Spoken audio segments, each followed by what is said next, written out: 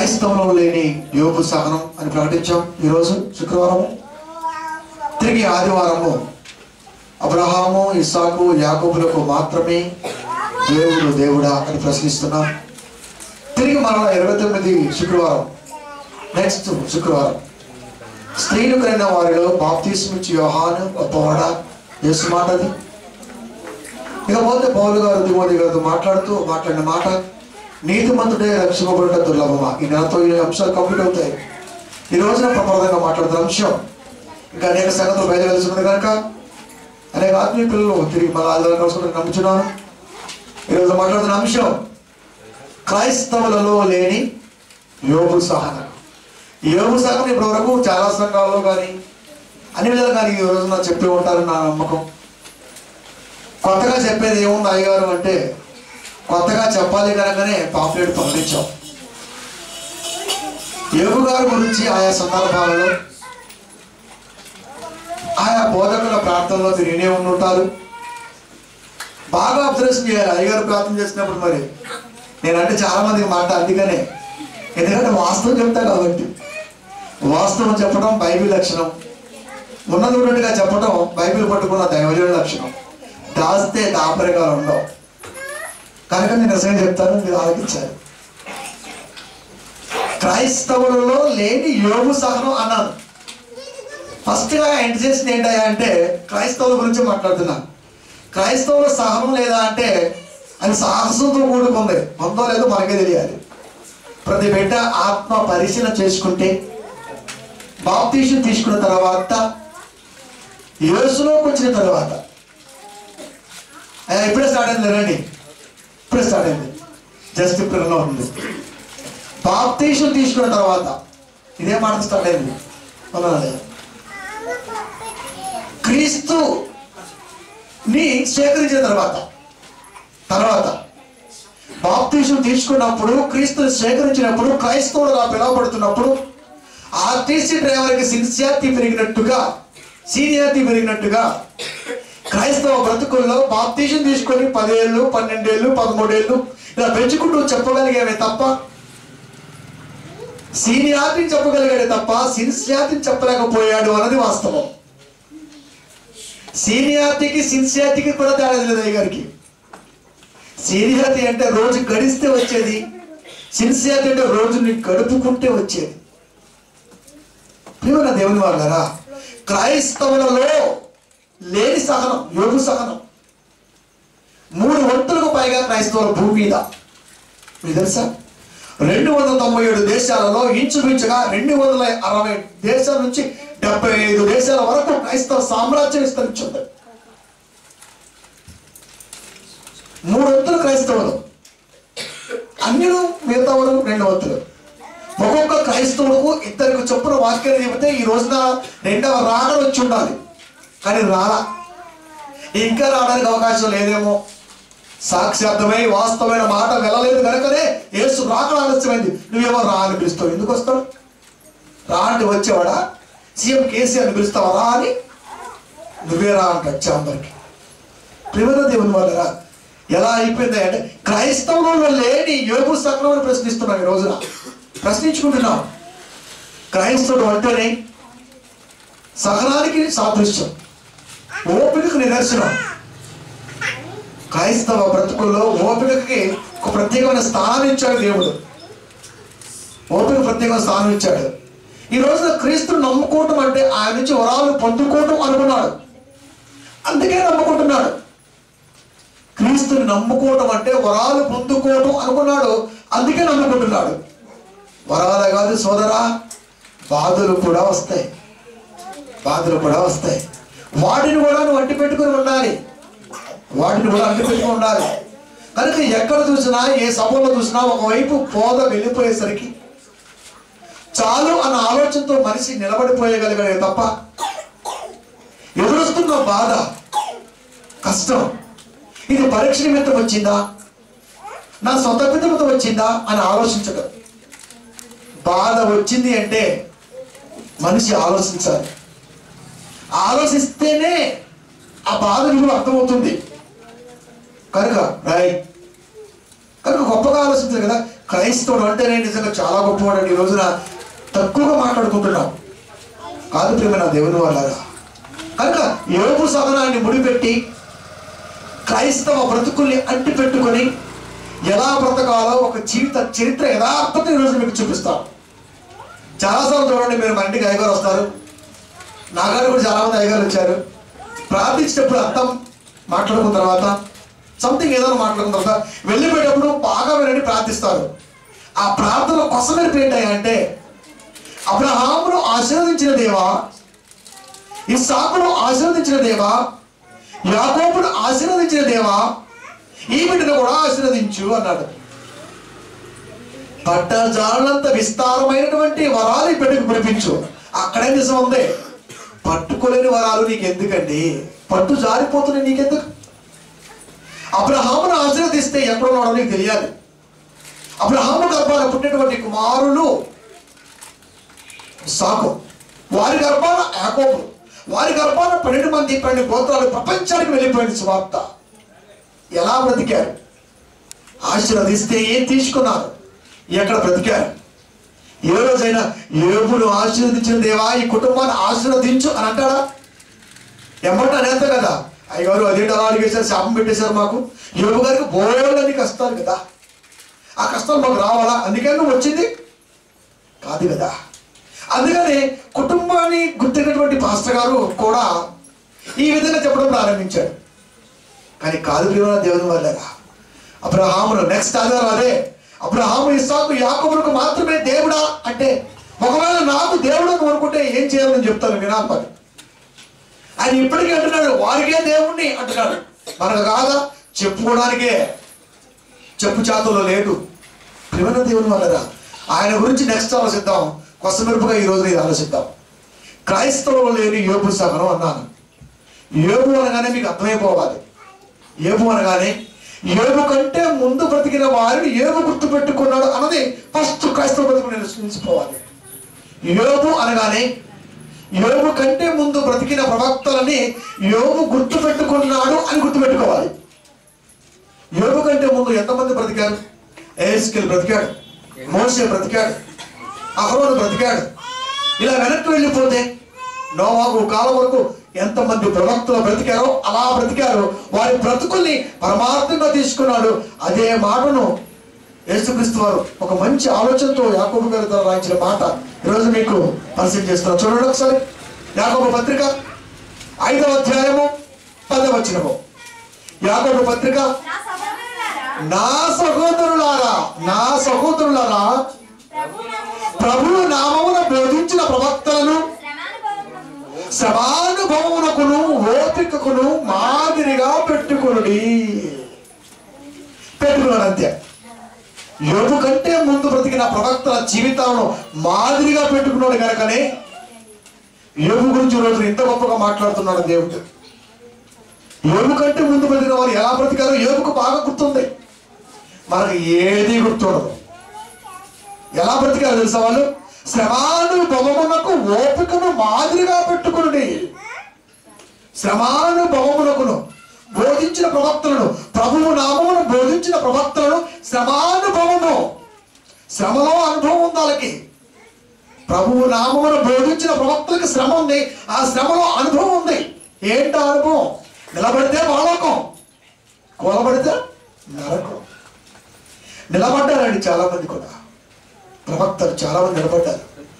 ఈ రోజున దావీదు గారి గురించి మాట్లాడుతున్నప్పుడు ఆయన గురించి ఏమి చెబుతాడా అయ్యగారు హరికథలాగా ఆలోచించాడు తప్ప ఏ రోజు కూడా పాస్టర్ గారి బోధలో సంఘానికి మలవలా. దావీదు ఇలా బతికాడు, ఓకే బాగుంది, అది కాదు ప్రియమైన దేవుని వల్ల తేడా జరుగుతుంది. బోధలో తేడా జరుగుతుందని సరిదిద్దమన్న దేవుడు ఆలోచన ఈరోజు మీరు ఆలోచించాలి.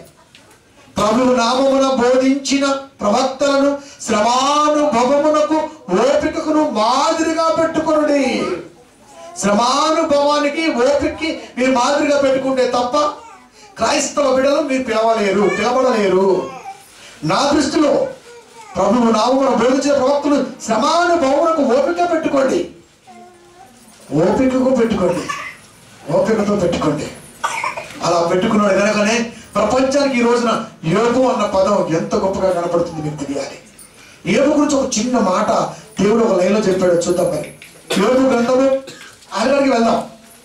ప్రభువు నామమును బోధించిన ప్రవక్తను శ్రమానుభవమునకు ఓపికను మాదిరిగా పెట్టుకోండి. మాదిరిగా పెట్టుకోలేదు మీరు చూడాలి. ఏ ప్రవక్త జీవితంలో కూడా సుఖ సంతోషాలు లేవు. యేసుక్రీస్తు వారు ఎమ్మడినప్పుడు ఏ భక్తులు కూడా సుఖ సంతోషాలు లేవు. అలాగని కష్టాలు అంతకంటే లేవు. సుఖానికి కష్టానికి మధ్య జీవితాన్ని ఎలా త్యాగం చేశారో, ఏం పొందుకున్నారో మనకు తెలియాలి. మనకు అన్ని సుఖాలే కావాలా? సుఖాలు లేకపోతే రోగాలు వస్తాయి. ఆ సంగతి తెలియాలి. శరీరం స్పెట్ చెమట బయటకు వెళ్ళకపోతే బోళ్ళన్నీ డిసీజ్ వచ్చేస్తాయి. డైసీస్ బోళ్ళని చెమట వెళ్ళాలి బయటికి. చెమట వెళ్ళాలంటే కష్టపడాలి. కష్టపడితే తప్ప చెమట బయటికి వెళ్ళదు. చెమట బయటికి వెళ్ళకపోతే లోపల ఎన్నో అనార్థాలకు దారితీస్తుంది. కష్టమేది దేవుని వాళ్ళరా, శ్రమానుభవమునకును ఓపికను మాదిరిగా పెట్టుకోండి. ఇంత అవసరమా? ఇంత అవసరమా మానవ బ్రతుకి? అవసరమో కాదో తెలియాలి. యోబు గురించి ఒక మంచి మాట దేవుడు పలుకుతున్నాడు. ఈరోజు మనం చూద్దాం. మరి మన పొందలేదో తెలియాలి. మరి చర్చికి పోతాం, పాటలు పాడతాం, బోళ్ళంతా 10 ఏళ్ళు అండి అని చెప్పుకుంటాం, గొప్పగా బాగానే ఉందో. మరి ఇది ఉన్నదో తెలియాలి. మళ్ళా యోబు గ్రంథము వేసుకొచ్చి లేస్తుందో చూడు. మొదటి అధ్యాయము 1-2 వచనం స్పష్టంగా జాగ్రత్తగా చూద్దాం. మనం ఊజు దేశమందు యోబు అని ఒక మనుషుడు ఉండేది. ఊజు దేశంలో ఒక మనుషుడే ఉన్నాడా? ఊజు దేశం దేవుడు రాయించిన ప్రతి మాట చాలా నిర్లిప్తంగా ఆలోచించాలి. ఊజు దేశమందు హైదరాబాదు నందు ఒక్కడి గురించి మాట్లాడుతున్నాడు అంటే మిగతా వాళ్ళంతా ఒక్కలైపోయారు అర్థం. మిగతా వాళ్ళు లేరు అక్కడ దేవుని దృష్టిలో. ఉండడానికి ఉన్నారు జనాభా లెక్కలో, ఓటర్ లిస్టులో. ఊజు దేశమందు ప్రజెంట్ గా బ్రతుకు తెరువు కోసం మనం వెళ్తున్నటువంటి కంట్రీ మస్కట్ గల్ఫ్.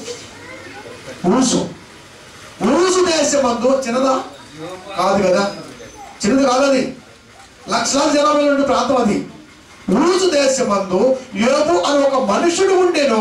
అతడు యథార్థవంతుడును న్యాయవంతుడున్నై దేవుని యందు భయభక్తులు కలిగి మళ్ళా రాస్తాడు చెడుతనమును విసర్జించిన వాడు. ఊజు దేశమందు యోబు అని ఒక మనుషుడు ఉన్నాడు. ఎలా ఉన్నాడయ్యా అంటే యథార్థవంతుడును. యథార్థవంతుడు లోక విరోధి. యథార్థవంతుడు లోక విరోధి. యథార్థవంతుడును న్యాయవంతుడునై. న్యాయం అంటే ఉన్నది ఉన్నట్టుగా కుండలు బద్దలు చేసి మాట్లాడే తత్వం న్యాయవంతుడికి మాత్రం ఉంటుంది. న్యాయవంతుడు దేవుని యందు భయభక్తులు కలిగి. మనకి ఉంది దేవుని యందు భయభక్తులు. మనలో భయభక్తులు ఉన్న చెడుతనాన్ని విసర్జించే తత్వం మాత్రం ఉండదు. దేవుడు అంటే భయమే, దేవుడు అంటే భక్తి. కానీ చెడుతనం మాత్రం విసర్జించం. అది లోపలే ఉండిపోతుంది. యథార్థత, న్యాయకత్వం, నీతిమంతత్వం, దేవుని యందు భయభక్తులు కలిగి చెడుతనమును విసర్జించిన వాడు. అతనికి 7 కుమారులను 3 కుమార్తెలను కలిగిరి. అంటే సంతానం, కుటుంబం. ఇదండి లైన్లు అంటే. ఇది దేవుడు చెప్పింది.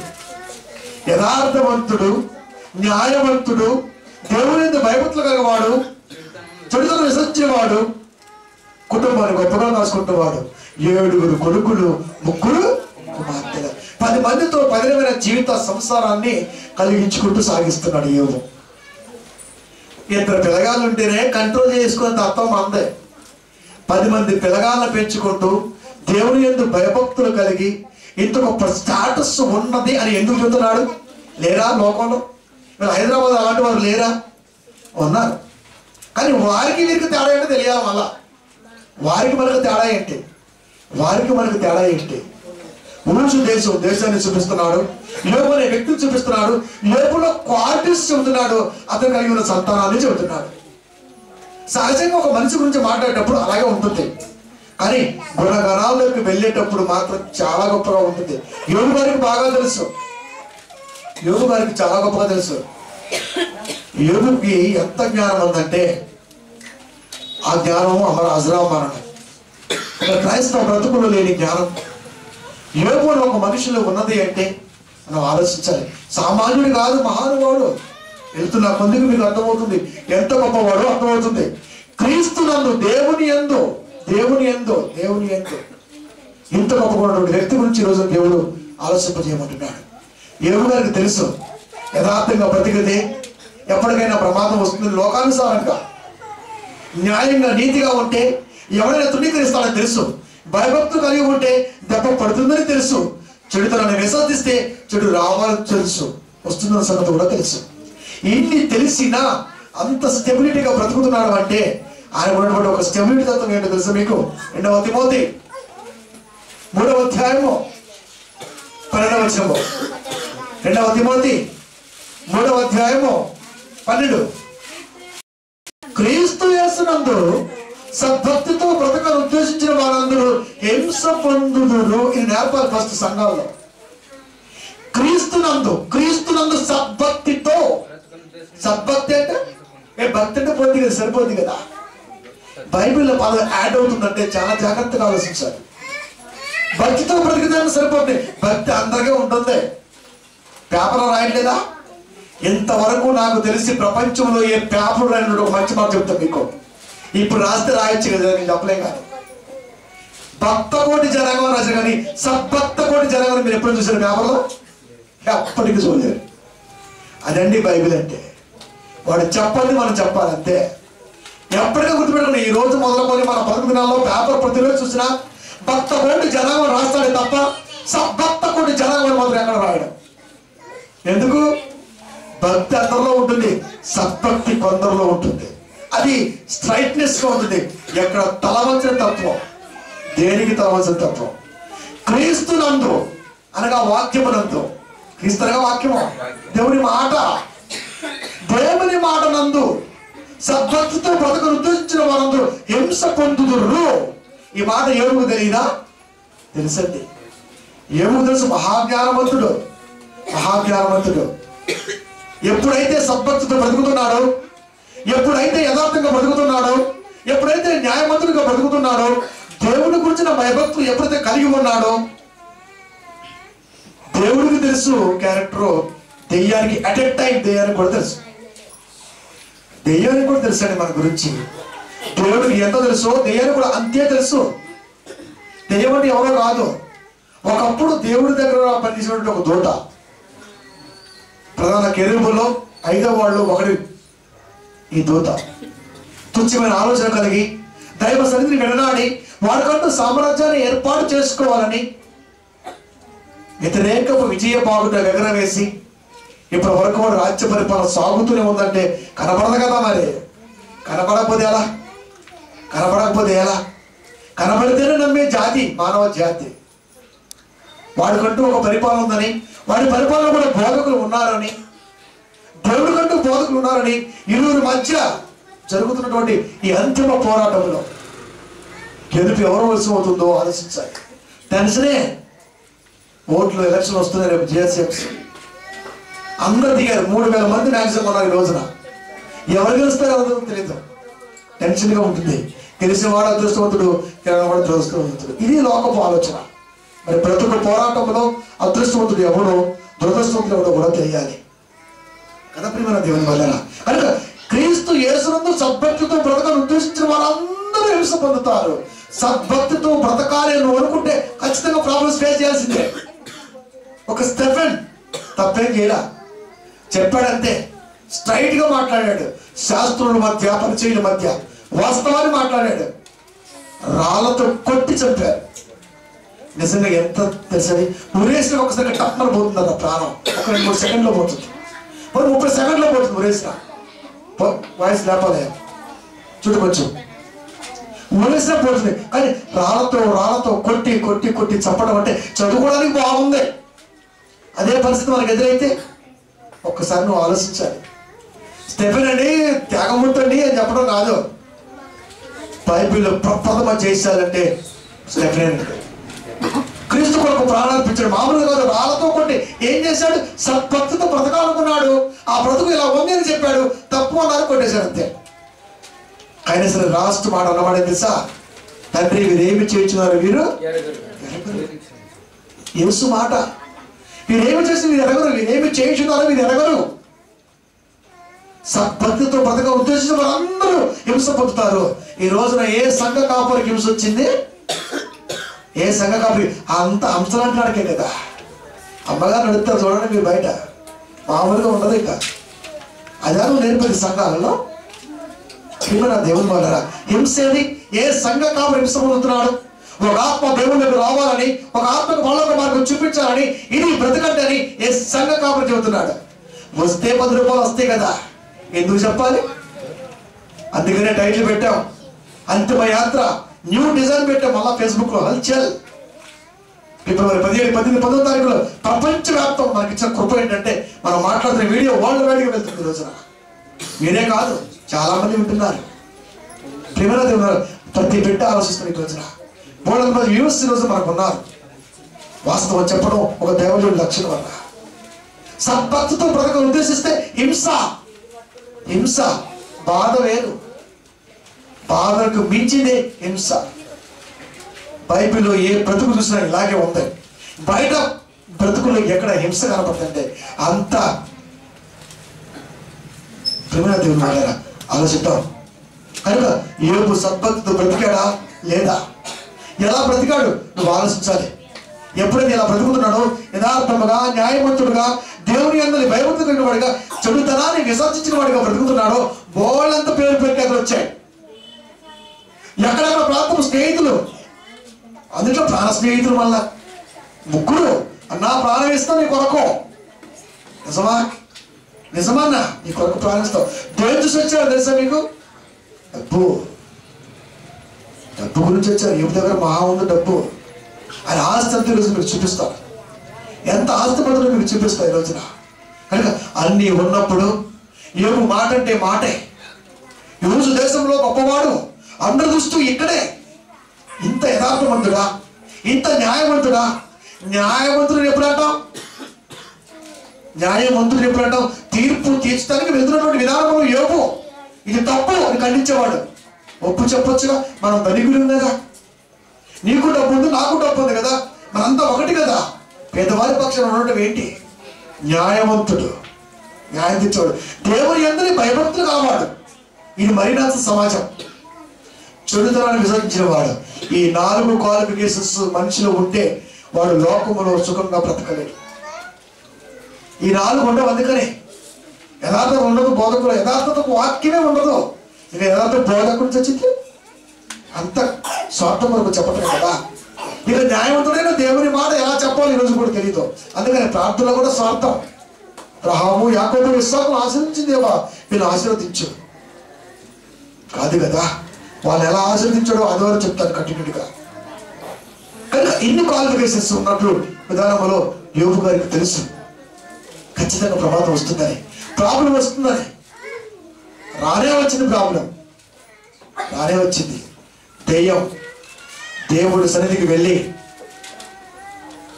ఏంటి ఇలా వచ్చావు అడిగినప్పుడు దేవుడు అన్న మాట 7వ వచనం యోబు గ్రంథం 1వ అధ్యాయం. యెహోవా నువ్వు ఎక్కడి నుండి వచ్చావు? అపవాళ్ళు అడుగుతున్నాడు. ఆ దెయ్యం కాడికి దేవుడు కాడికి దెయ్యం పోదండి, అయ్యగారు చెప్పాడండి నీకు. అది ఎవరు చెప్పాడు? దేవుడు కాడికి దెయ్యం పోదని ఎవరు చెప్పారు? దెయ్యం పోకపోతే ఎలా? దెయ్యం పంతం నిలవకపోతే ఎలా? దేవుడు నమ్మకం నిలవకపోతే ఎలా? దెయ్యం పోవాలి, నీ గురించి చెప్పాలి, ఆయన నీ గురించి మాట్లాడాలి, ఇద్దరి మధ్య సంభాషణ నీ మధ్య నిలబడిపోవాలి. దేవుడి దగ్గర గజగజలాడుకుంటూ పోతే ఇంకా దాని సామ్రాజ్యం బాగుంటుంది. అవకాశం ఇచ్చాడు. ఎక్కడి నుంచి వచ్చావు? భూమి మీద అటు ఇటు తిరుగుతూ వచ్చాడు. భూమి మీద అటు ఇటు సంచరిస్తూ వచ్చాను. అవునా? అయితే ఊరిదేశం చూసావా? ఏమో చూసావా? ఓ ఎందుకు చూడాలా? ఎందుకు చూడాలా? 8 వచ్చావు, 8, 9, 10, 11 వచ్చినాడు. అందుకు యెహోవా నీవు నా సేవకుడైన యోబు సంగతి ఆలోచించినవా? నా సేవకుడు యోబు సేవ చేస్తున్నాడు. యోబు సేవ చేస్తున్నాడు. యోబు పాస్టర్ గారు తెలుసా మీకు? యోబు పాస్టర్. నీవు నా సేవకుడైన యోబు సంగతి ఆలోచించినవా? ప్రశ్న, ఎక్కడి నుంచి వచ్చావు? భూలోకం నుంచి వచ్చాను. అయితే ఇవి నా సేవకుడు ఉన్నాడు, దేవుని మనసు ప్రార్థన నువ్వు చూసావా? ఎందుకు చూడలా? ఎందుకు చూడలా? అది అన్ని కష్టాలే కదా. అది 10 రూపాయల కష్టాలు వస్తాయి, కానీ తొనకుడు ఉన్న దేవుడి నమ్మకం అది. యోబు సంగతి ఆలోచించితివా? అతడు యథార్థవంతుడును, ఆలోచించితివా అని చెబుతూ అతడు యథార్థవంతుడును, న్యాయవంతుడునే, దేవుని యందు భయభక్తులు కలిగి చెడుతనమును విసర్జించిన వాడు. అదే మాట గుర్తు చేస్తున్నాడు దేవుడు. మళ్ళా ఆలోచించితివా? యథార్థవంతుడు, న్యాయవంతుడు, చెడుతనమును విసర్జించిన వాడు, నా యందు భయభక్తులు కలిగిన వాడు యోబు. అప్పటి కాలంలో, అప్పటి రోజుల్లో ఊజు దేశమే కాదు, భూమి మీద ఊజు దేశం ఒక మనుషుడు ఉన్నాడు.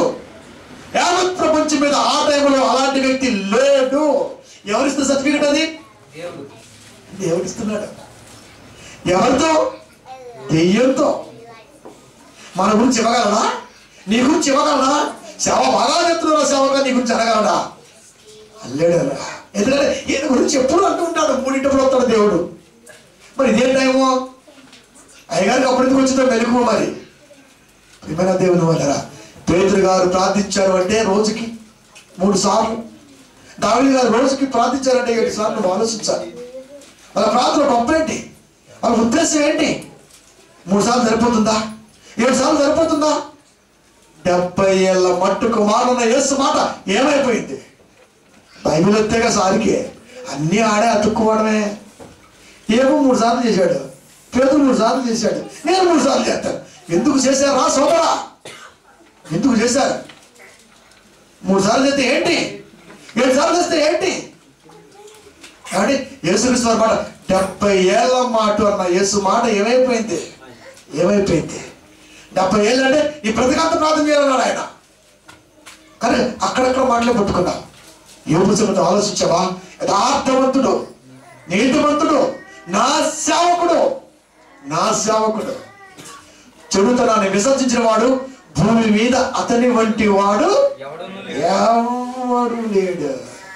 మండుతుంది కదా దయ్యానికి. ఇదే మాట చెప్పు. మా అయ్యగారు గొప్పగా వాక్యం, మా అయ్యగారు చెప్పుకోవాలి. మరి అయితే రా తెలుసుకుందాం. రావు.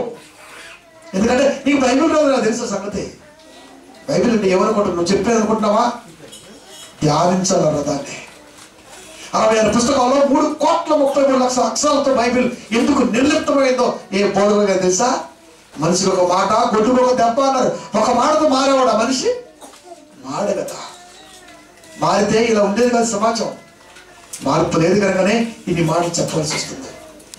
అతని బట్టి వాడు భూమి మీద ఎవడు లేడు అని అడిగగా అపవాది యోబు ఓరగనే దేవుని యందు భయభక్తులు కలవాడా? ఆయన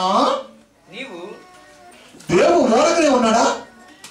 ఓరకనే భయభక్తులు ఉన్నాడా? యోబు ఓరకనే ఉన్నాడా? ఇచ్చావు కాబట్టి ఉన్నాడు. అది దాని భావం. మనం కూడా అంతే కదా. ఏదైనా లబ్ధి ఉంటేనే ఉంటాం, లేకపోతే పోతాం. ఎందుకు? లబ్ధి కొరకే వచ్చాం. ఆపద ముక్కుల వాడు వేసంటే మరి అలా చెప్పాడు పాస్టర్ గారు. నేర్చుకున్నాం అలాగే. ఈ మాట నువ్వు అనగలవా? ఏ బోధకుడైనా తీసుకోగలరా? అడుగుతుంది దెయ్యం. యోబు ఓరకనే దేవుని యందు భయభక్తులు కావాలి ఆయన అంటే యోబు గురించి దేవునికి తెలుసా తెలీదా? బాగా తెలుసు. మళ్ళా దేవునికి ఎంత తెలుసో దెయ్యానికి అంతే తెలుసు నీ గురించి. ఏమనుకుంటున్నావు దెయ్యం అంటే? నువ్వు గతిస్తే పోయేదా? ఊరితే పోయేదా? కాదు కదా. అది యుద్ధాన్ని ప్రకటించింది పరలోకములో. దేవుని యుద్ధ అని అంటే నువ్వు ఆలోచించాలి. దేవుని యుద్ధ పరలోకములో ప్రథమ యుద్ధం జరిగిందని ప్రపంచం మేధస్సుకు అందలేదు ఈ రోజున. మొదటి ప్రపంచ యుద్ధం, రెండో ప్రపంచ యుద్ధం. మరి హెవెన్లీ యుద్ధం ఏమైపోయింది? అక్కడే స్టార్ట్ అయింది అసలు యుద్ధం అంటే ఏంటో. ఓడిపోయింది కనుకనే ఇక జీవితంలో ఓడకూడదు అనుకొని ఎన్ని ఎత్తులకు ప్రయత్నిస్తూ సంఘాన్ని చేస్తుందో మీకు అర్థమైపోవాలి ఈ రోజున. అర్థమైపోవాలి. అదే అడుగుతాడు యోబు ఓరకనే దేవుని యందు భయభక్తులు కావాలా? నీవు అతనికి ఇంటివారికి అతనికి కలిగిన సమస్తమును చుట్టూ కంచె వేసితి కదా. అతనికి అతని ఇంటి వారికి అతను కలిగిన సమస్తమునకును అలా బంధించేశావు. రక్షణ అనే కవచాన్ని అడ్డం పెట్టావు. కనుకనే నేను అంత గొప్పగా ధ్యానిస్తున్నాడు, కనుకనే అంత యథార్థంగా సేవ చేస్తున్నాడు, కనుకనే అంత నీతిమంతుడిగా ఉన్నాడు, కనుకనే చెడుతనాన్ని వదిలేశాడు. కారణం ఏంటి? నువ్వే ఇచ్చావు యోబుకి అవకాశాన్ని. తీస్తావా? తీర్చుడు తీస్తావు. ఎంత నమ్మకం అర్రా, ఎంత నమ్మకం. తీసినా నిలబడగలడు అన్న నమ్మకం ఉంది. మనకుంటుందా? ఉండదండి. నీకు నాకు మధ్య అపవాది ఆలోచన ప్రతిరోజు. ఇదిగో పనికి వెళ్ళాడు వాడు, సాయంత్రం చర్చికి వెళ్ళాడు, చాలా పనికి వెళ్ళాడు, పనిలోనే ఉంటాడు, దేవుళ్ళకు రాడు, నిజం, వస్తాడు, నిజం. ఇరువురి మధ్య సంభాషణ ఈ రోజు నీ పట్ల జరుగుతుంది. ఏ రోజు ఆలోచించావా? నా గురించి దేనికి పనండి, నీ గురించి పనండి. మరి నీ గురించి పని. నువ్వు దేవుడు ఇప్పుడు ఎదగాలనుకుంటున్నావు కదా, తుంచేస్తా, తీసేస్తా. ఎలాగైతే ఏంటి, ఎవడి మాట వింటాడో వాడితో వేసేస్తా. నువ్వు ఎవరి మాట వింటావు? భూమి మీద ఎవడో ఒకడు మాట వినితే రాదు. ఆ ఒకడు ఎవడు? వాడు బలహీనుడైతే వాడిని వాడుకుంటా, బలవంతుడైతే శృతిస్తా, బలహీనుని చేస్తా. అలాగే వచ్చేసిందండి. ఎవరి మాట వింటాం ఈ రోజున మనం? ఎవరి మాట అయితే వింటామో వాడి ద్వారా నీకు ప్రమాదం ఉంది. దేవుడి మాట అందుకనే యెహోవాను ఆశ్రయించుట మేలు, నమ్ముడు కంటే యెహోవాను ఆశ్రయించుట మేలు. యెహోవాను ఆశ్రయించుట మేలు. దేవుడిని నమ్ము, వాక్యాన్ని నమ్ము. ఎప్పుడు మోసం చేయడు. ఇంకా మనుషులు నమ్మకం, మోసం చేస్తారు. అదే చెబుతున్నాడు ఆయన. ఏమండు? ఏదో ఓడుకుని ఏ దేవుని యందు భయముతో కాబట్టి ఆయన నీవు అతనికి అతని ఇంటి వారికి అతనికి కలిగినటువంటి సమస్తములకు చుట్టూ కంచె వేసింది కదా. నీవు అతని చేతి పనిని దీవించుట చేత అతని ఆస్తి దేశంలో బహుగా విస్తరించి ఉన్నది. కొప్ప మునిగిపోయినంతే. అతని ఆస్తి బహుగా విస్తరించింది. దెయ్యం చెబుతుంది నువ్వు ప్రేమించావు కనుకని అతని ఆస్తి బహుగా విస్తరించింది. దేశంలో బహుగా విస్తరించింది. దేవుడు ప్రేమిస్తే ఆస్తి విస్తరిస్తుంది. ఇదే చెబుతున్నాడు. ఇరువురి మధ్య సంభాషణ. పాపం యోబుకి తెలుసా? ఈ యోబుకి ఏం తెలీదు. యోబు పని సేవ చేయటం, యథార్థంగా ఉండటం, చెడుదనాన్ని దగ్గర చూసుకోవటం, తన కుటుంబాన్ని, తన నమ్మిన వాటి విధానాన్ని, వాక్యాన్ని గొప్పగా 10 మందికి చెప్పడం, తన బ్రతుకుని దేవుడికి దగ్గరగా చూసుకోవడం. ఇదే ఈ ఇరువురి సంభాషణ ఎలా తెలుస్తుంది? ఈ ఇరువురి మధ్య జరిగే సంభాషణ ఎవరు చెప్పగలరు? ఈ రోజున అవుట్ ఆఫ్ కంట్రీలో జరిగే యుద్ధాన్ని శాటిలైట్ ద్వారా ఇంట్లో కూర్చొని పడాన్ని కూర్చొని చూడగలం మనం. ఎందుకు? అంత ఫెసిలిటీ ఉంది. అది మన దేశం కాదు కనుక, మన దేశానికి రాదు కనుక, మనకి ప్రమాదం లేదు కనుక హాయిగా కాలు మీద కాలు వేసుకొని ఎవరో తినుకుంటూ యుద్ధాన్ని చూస్తాం. ఏ రోజున బాధపడ్డావా? లైవ్ ప్రత్యక్షంగా కనపడుతుంది. పాపం ఏముగా ఆ ఫెసిలిటీస్ ఇవ్వాల దేవుడు. పరదేశంలో పరలోకంలో కన్న తండ్రికి అపవాదికి మధ్య జరిగిన సంభాషణ యోబు గారికి తెలిసి ఉంటే బాగుండేది కదా, జాగ్రత్త పడేవాడు. కానీ యోబుకి తెలియదరా. యోబుకి ఏం తెలియదు. చర్చికి వస్తున్నాడు, చర్చిలో వాక్యం చెబుతున్నాడు, పిల్లలు చూసుకుంటున్నాడు, కుటుంబం చూసుకుంటున్నాడు, తన కుటుంబ పరిరక్షణలో యథార్థంగా ఉంటున్నాడు. ఎక్కడ కూడా దేవుడికి అవమానం కలగకుండా బ్రతుకుతున్నాడు. కానీ ఈ టైప్ ఆఫ్ డిస్కషన్ మన జీవితంలో జరుగుతుందా కదా? మన జీవితంలో కూడా జరుగుతుంది సోదరా. ఈ జీవితంలో జరుగుతుంది. బాప్తీసం తీసుకున్నాడా? ఉంటాడా వాడు? ఉండడు. ఎవడు చెబితే తప్పుకుంటాడో వాడితో చెప్పిస్తాను. ఏంటి? లోకానుసారమైన మాటలు.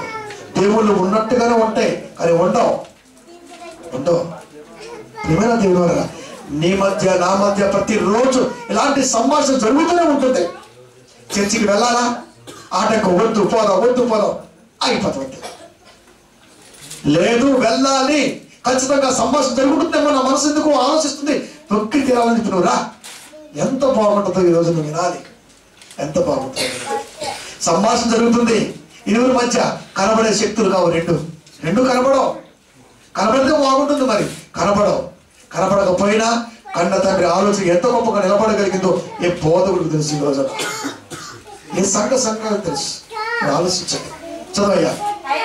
అయినను నీవు ఇప్పుడు నీ చెయ్యి చాపి అతనికి కలిగిన సమస్తమును మొత్తిని ఎడలా అతడు నీ ముఖము ఎదురునే ఉమ్ము దూషించి నిన్ను విడిచిపోవును అని యెహోవాతో అన్నాడు.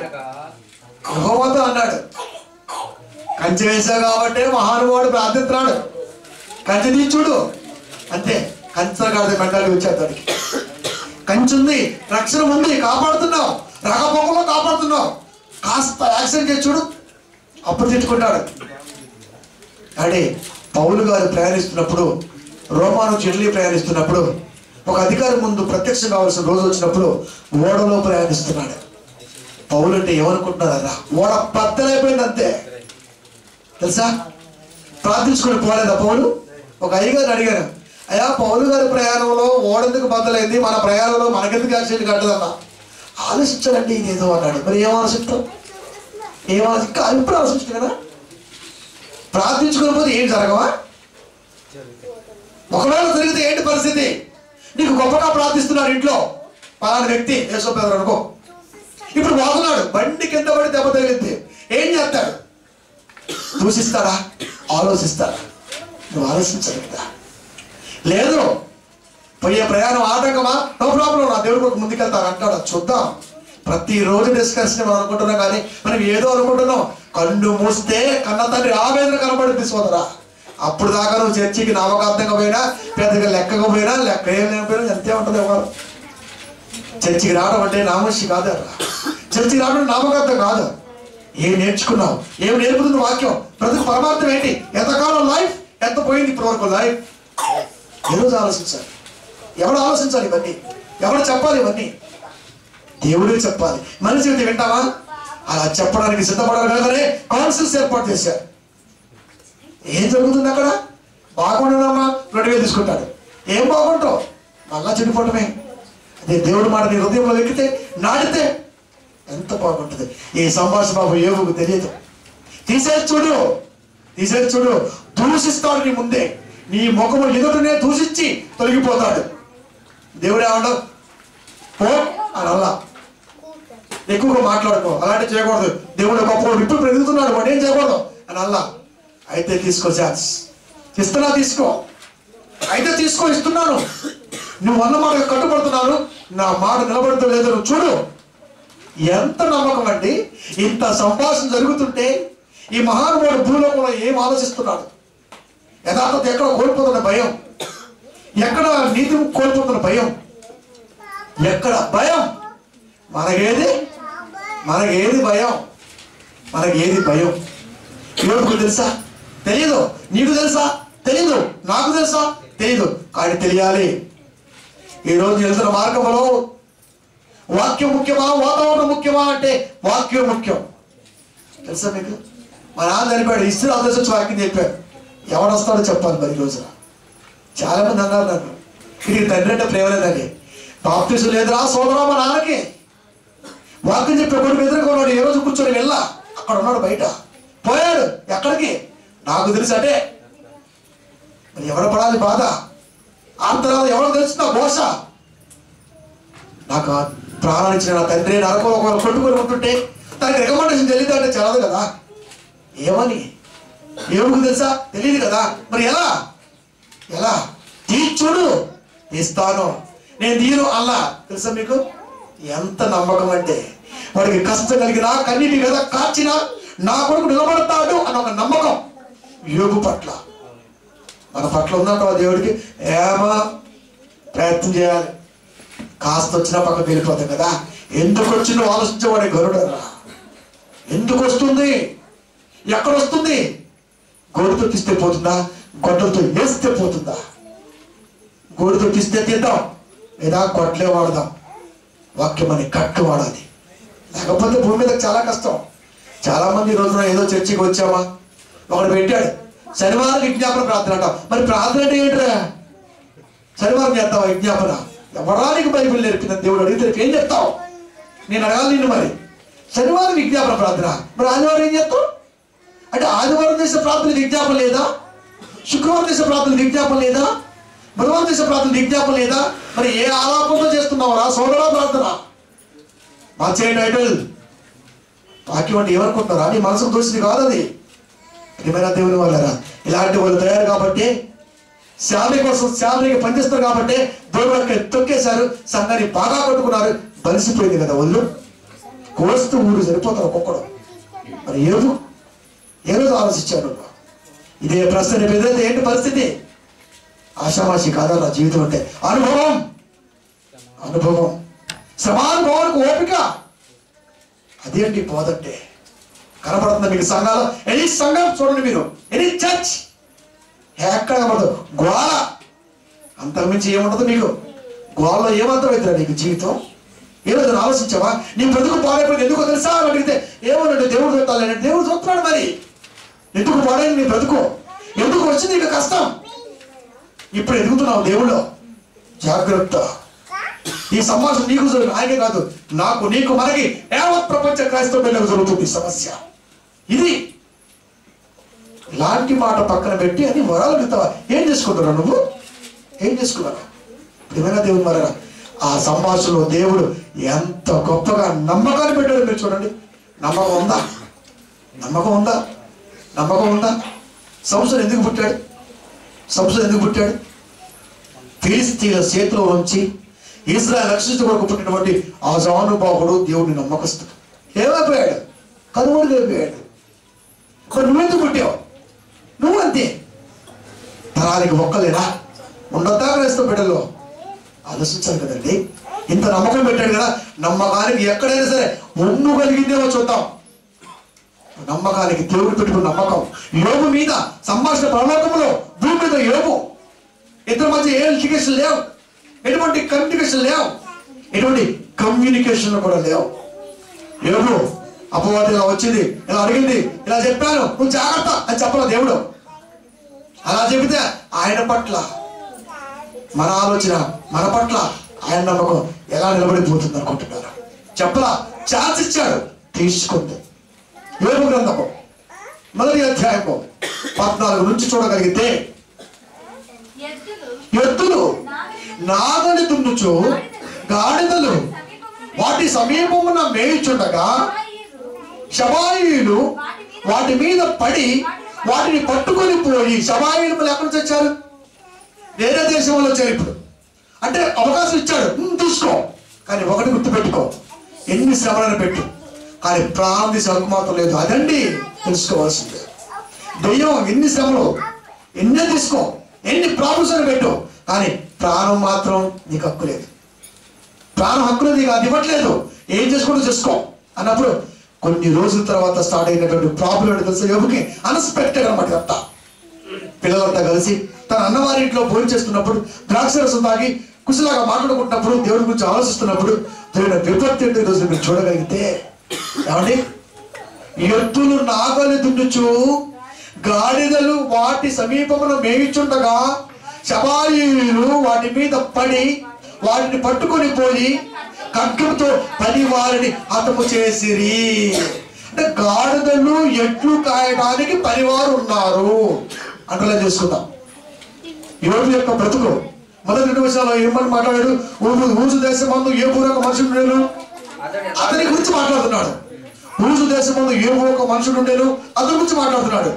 ఎద్దులు నాగలు దురుచున్న గాడిదలు వాటి సమీపంలో మేయుచుండగా షబాయిలు వాటి మీద పడి వాటిని పట్టుకుని పోయి. వీళ్ళు వేరే దేశస్తులు. వీళ్ళు ఎలా వచ్చారు? ఎవరు చెబితే వచ్చారు? ఏమండి, ఇరువురి మధ్య సంభాషణ దేశాలకు వెళ్ళిపోయింది. ఎందుకంటే భూమి మీద అతని వంటి వాడు ఎవరు లేడు. ఎంత స్టైల్ గా బతికితే వాడు ఊరుకుంటాడా? వేరే దేశం వాడు ఊరుకుంటాడా? ఆస్తి పెరిగిపోతుంది. ఏంటి, ఎప్పుడు తొలుగుదల వేసేద్దాం, ఎక్కడ దొరుకుతాడో చూద్దాం. అంతే కదా మరి. బలహీనత ఎక్కడ దొరుకుతుంది చూద్దాం, వేసేద్దాం. షబాయిలు వచ్చేసి పడ్డారు. గాడిదలు పోయి, ఎద్దులు పోయాయి. ఏమండి, ఖడ్గంతో పనివారిని హతము చేస్తుంది. పనివారిని అంటే గాడిదలు కాయడానికి, ఎద్దులు కాయడానికి పనివారు ఉన్నారు. ఎన్ని ఎద్దులు ఎన్ని గాడిదలు లాస్ట్ లో చెప్తా. నీకున్నట్టుగా 1, 2 కాదు, 4 ఎద్దులుంటే ఎవరు లెక్క చేయవు. 6 ఎకరం పొలం ఉంటే దువ్వేస్తావు, ఎకరం ఉంటే అయ్యగారింటికి పిలిపించుకుంటాం. మరి ఏనా చూద్దాం. ఈ రోజున షబాయిలు వాటి మీద పడి వాటిని పట్టుకొని పోయి ఖడ్గంతో పనివారిని హతము చేసి, జరిగినది నీకు తెలియజేయటకు నేను ఒక్కడనే తప్పించుకొని వచ్చి ఉన్నాను. చెబుతున్నాడు, ఇలా జరిగిందా, ఇలా జరిగిందా, ఇలా జరిగిందా అని చెబుతూనే ఉన్నాడు. ఎద్దులు పోయాయి, గాడిదలు పోయాయి, పనివారు పోయాయి. అంటే ఎద్దుల్ని గాడిదల్ని కాయడానికి పనివారు ఉన్నారు. భగవచనం వాడాడు. ఎంతమందో చెప్పలా, పనివారు ఉన్నారు. ఎంతమందో తెలియాలంటే లాస్ట్ లెక్క చెబుతా. ఆ లెక్క బట్టి ఆలోచించుకుంది. కానీ పనివారిపోయారు. అది చెప్పడం కొరకు నేను ఒక్కడిని తప్పించుకొని వచ్చాను. అతను ఇంకొక మాట్లాడుచుండగా మరొకడు వచ్చాడు. దేవుని అగ్ని ఆకాశము నుండి పడి గొర్రెలను పనివారిని రగులబెట్టి కాల్చివేసను. దాన్ని నీకు తెలియజేయకు నేను ఒక్కడిని తప్పించుకొని వచ్చా. మళ్ళా ఒకడు వచ్చాడు. ఈసారి దేవుని అగ్ని ఆకాశం నుండి పడి గొర్రెలను పనివారిని రగులు పెట్టేసింది, చంపేసింది. దేవుని అగ్ని. ఇందాక వచ్చింది శవాయుడు. వాళ్ళు ఎద్దులు గాడిదలు చేసేసారు, పనివారిని చంపేశారు. ఇప్పుడు దేవుని అగ్ని వచ్చేసింది. ఇప్పుడు ఏం చేసిందయ్యా అంటే గొర్రెలు పనివారు, అంటే గొర్రెలు గాడిన కూడా పనివారు ఉన్నారు. గాడిదల్ని ఎద్దుల్నే కాదు, గొర్రెలనే ఒక మందని కాటన కూడా పనివారు ఉన్నారు, వారు కూడా పోయారు అని చెబుతూ అతను ఇంకా మాట్లాడుచుండగా మరి ఒకడు వచ్చి కల్దీయులు 3 సమూహములుగా వచ్చి ఒంటెల మీద పడి వాటిని పడిపోయి ఖడ్గము చేత పనివారిని చెప్పి కల్దీయులు. ఇందాక శబాయిలు వచ్చారు, ఇప్పుడు కల్దీయులు వచ్చారు. భూమి మీద అతని వంటి వాడు లేడు అంటే అందరి దృష్టి వీడి మీద ఉంటుంది. స్ట్రైట్ గా వాక్యం చదివితే అందరి దృష్టి ఎలా ఉంటుంది? ఎందుకు? మా బుద్ధి కొడుతున్నావు కదా, పుత్రుడు దేవత, పుత్రుడు దెయ్యం కాబట్టి తన యజమానుడు సంపాదించి పెడుతుంది ఆస్తి. అది కూడా నిజమే చెబుతుంది. పౌలు వచ్చినప్పుడు దేవుని కుమారులు వచ్చారు దెయ్యం చెబుతుంది. ఇప్పుడు వీళ్ళు ఎవరి కుమారులు చెప్పండి? దెయ్యం దేవుని కుమారులు వచ్చారు అని చెబుతుంది. అంటే దెయ్యం కూడా నిజమే చెప్పింది అని నువ్వు నమ్మాలి. దెయ్యము కూడా నిజమే చెబుతుంది కదా నువ్వు నమ్మాలి. కనుకనే సోది ఎక్కువ చెప్పించుకుంటావు. క్రైస్తవ చర్చిలో ఉంటావు, మళ్ళా సోది చెప్పించుకుంటావు. అన్ని లోకానుసారమే, అన్ని దేవుళ్ళు ఉంటావు మళ్ళా సోది, దేవుళ్ళు ఉంటావు మళ్ళా అది, మళ్ళా మన ఇష్టం. అన్ని దెయ్యం ఎప్పుడు నిజం చెప్పదు. అది చెబుతుందంటే దాని ఉనికిని కాపాడుకోవడం కొరకు మాత్రమే. దాని ఉనికిని కాపాడుకోవాలి. అది దెబ్బతింటే దాని సామ్రాజ్యం నిలవదు కదా. కనుక దెయ్యం ఎప్పుడు కూడా నీ పట్ల కీడు చేయదు, నీకు మేలు చేసేట్టే ఉంటుంది, అన్నీ చూపిస్తుంది. చివరికి ఏది లేకుండగా ఆత్మ ఆయన కాడికి వెళ్ళాలి, శరీరం మట్లోకి పోవాలి, తెచ్చినంత ఎవడపోలైపోవాలి. ఇంతకీ ఆత్మ ఏం ఆన్సర్ చెప్పాలి? నాకేం పని? దెయ్యపు ఆలోచన అదే జరుగుతుంది కదా. కల్దీయులు ఎలా వచ్చారు? శబాయిలు వచ్చారు, పట్టుకొని పోయారు. ఏడు సగం చచ్చిపోయాడు. ఇప్పుడు ఏం చేద్దాం? 3 గుంపులుగా పోదాం. ఏం చేద్దాం? ఒంటెలు వేద్దాం. ఒంటెలు మనం తెచ్చుకుందాం, కాసేవారిని వేసేద్దాం. ఒంటెలు తెచ్చుకుందాం, కాసేవారిని తీసేద్దాం. కాబట్టి అది చెప్పడానికి నేను ఒక్కనే వచ్చాను. అతడు మాట్లాడుచుండగా మరి ఒకడు వచ్చి కుమారులను ఈ కుమార్తెలను తమ అన్న ఇంట భోజనము చేయొచ్చు, ద్రాక్షరసము పానము చేయుచుండగా గొప్ప సుడిగాలి అరణ్య మార్గముగా వచ్చి ఆ ఇంటి 4 మూలలు పట్టగా అది ఎవరి మీద పడినందున వారు చనిపోయి అది చెప్పడానికి ఒక్కనే వచ్చారు. ఏం పోయాయి? అన్ని పోయాయి. ఏమున్నాయి ఇంకా చెప్పండి. ఒక ఇంత పోతేనే అల్లాడిపోతామే, ఒక చిన్న ఆపదలు వెళ్తేనే పోయినంత ఇదనుకుంటామే. తన ఆస్తి మొత్తం పోయింది. ఎద్దులు లేవు, గాడిదలు లేవు, గొర్రెలు లేవు, గుర్రాలు లేవు, కుమారులు లేరు, కుమార్తెలు లేరు, ఏమీ లేరు. అయినా సరే యథార్థత వదల, ఇంత ఆస్తి నష్టం జరిగినా యథార్థత వదల. యోబుకు ఒక నమ్మకం ఉందల్లా. యోబు చాలా గొప్ప మంత్రుడు, యోబు చాలా స్ట్రైట్ పర్సన్. యథార్థవంతుల పదం ఉన్న తాగి ఉంది అదంతా. ఎంత స్ట్రైట్ గా ఉంటే కల్దీలు వచ్చారు, ఎంత స్ట్రైట్ గా ఉంటే శవాయిలు వచ్చారు, ఎంత స్ట్రైట్ గా ఉంటే దెయ్యం దేవుడి దగ్గరకు పోయింది. అంత స్ట్రైట్ గా ఉంటే శ్రమలాగా ఏమంతా. అందుకే స్ట్రైట్ గా ఉండకూడదు. అక్కడ మాటలు అక్కడ చేస్తే అందరికీ మంచి. అది కొంతకాలమైనా సోదరా, తర్వాత తుంచివేయబడుతుంది. స్ట్రైట్ గా ఉండి చూడు, అసలు ఆ హ్యాపీనెస్ వేరండి. యథార్థతలో ఉన్నటువంటి హ్యాపీనెస్ ఎక్కడా కనపడదు. ఎవరికి తల వంచం కదా, ఎవరికి వంచం కదా. దేవుడు వంచాడా? దెయ్యానికే వంచరా. కుమారులు పోయారు, కుమార్తెలు పోయారు, ఆస్తి పోయింది, సర్వం పోయింది. ఈరోజు మన ఇంట్లో ఏం పోయింది చెప్పండి? ఏం పోయింది? ఒక ఆమె దేవుని అడిగింది, గర్భం తెలిసింది. ఆయన నాకు పిల్లోని మరి సర్లని చెప్పి సంఘం మొత్తం ప్రార్థన ఇచ్చాడు. ఇప్పుడు వాడికి జబ్బు చేసింది, ప్రాణం పోయి ఇంకా పోలా. ప్రాణం పోయేందుకు వచ్చింది. ఏమన్నా తెలుసా? ఒరే దుర్మార్గుడా, ఓరి దుర్మార్గుడా, ఇచ్చినట్టే ఇచ్చి తీసుకోవడం సిద్ధపడ్డావా అని ఎంత మాట రా, ఎంత మాట. ఇదే నేర్చుకున్నది. దేవా నీ చిత్తమైన వాడు బ్రతుకుతాడు, లేదంటే పోతాడు, నాకేమి ఇబ్బంది లేదు అని ఏ రోజు అడిగావా? అసలు అడగమంటే, కానీ నేను అడిగానంటే. ఆపరేషన్ చేసి ఇంచుమించుగా 3.5 కిలోల పేరు బయటకు తీసిన సువార్త వదలకుండా నేను 6 రోజులు ఇంకో నాకు ఇదే బాగా ఇష్టం. శ్రమ వచ్చినా సరే నిలబడిపోవాలి. సంతకం పెట్టారు, పోతున్నారు, పోనీ. ఎవడు కాపాడగలడం? ఎవరు కాపాడగలట? అమ్మగారిని ఎవరు కాపాడతారు? నా వల్ల అవుతుందా? వైద్యులుగా మీ వల్లే కానిది నా వల్ల ఏమవుతుంది? కానీ ఒకటి మాత్రం నిజం, నేను ప్రార్థనకి వెళ్తున్నాను. బ్రతికితే నాతో పాటు సేవలు ఉంటుంది, లేకపోతే ఎక్కడో ఉంటుంది. ఆ సందర్భాన్ని బట్టి తనకున్న భక్తిని బట్టి ఇటా అట వెళ్ళిపోతుంది. కానీ బ్రతికింది కదా మరి. రాలేదా హింస? 2012 మహాహింస అనుకుంటున్నారా? గోల్డ్ అంటారా? చూడటానికి ఎవరు రాలా తెలుసా మీకు? నాగవాడు లేడు నాకు, కానీ సంఘం పెట్టి నిలబడిపోయాడు. అందుకేనండి సంఘం అంటే అంత ఇష్టం నాకు. ఆత్మీయతకి అందుకే అంత పెద్ద పెట్టి వేస్తూ ఉంటాను ఇప్పుడు కూడా. ప్రియమైన దేవుని వల్ల కొడుకులు పోయారు, కుమారులు పోయారు, ఆస్తి పోయింది, అందరూ పోయారు. కానీ భార్య ఉన్నాడు, భార్య ఉంటాయి.